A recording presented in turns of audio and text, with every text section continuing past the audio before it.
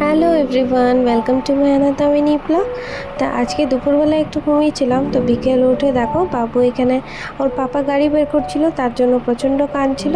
তো এখানে দেখো ওর বাবা ওকে সামনে গাড়িতে বসিয়ে নিয়ে গেছে, আর জানো একটুও নড়াচড়া করে না, এত পছন্দ ওর স্কুটিতে চাপা। তো এখানে দেখো ওরা দুজনেই চলে এসছে, তারপর মা ওকে কোলে নিয়ে বাড়ি চলে এলো। তারপরে আমরা মা ছেলে দুজন মিলেই কাপড় আনতে গেছিলাম।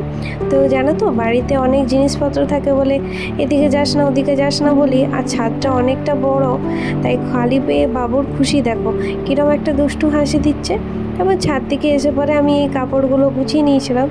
জানো গুছিয়ে আনাটা বেশি ভালো, কিন্তু গুছিয়ে আনার মতো সময় আমার কাছে থাকে না, তাই দেখো কাপড়গুলো একটু কুচকুচ হয়ে যায়। আজ রাতে আর রুটি করব না, সকালে বাবু যেহেতু একবার রুটি খেয়েছে, তাই ওকে এখন একটু দুধ বিস্কিট বা সেরেলেক কিছু দিয়ে দেবো। আর এখানে দেখো বর্দা এসেছিলো, বর্দার সাথে বাবু খেলছে। তো আজকের ব্লগটা এতটাই।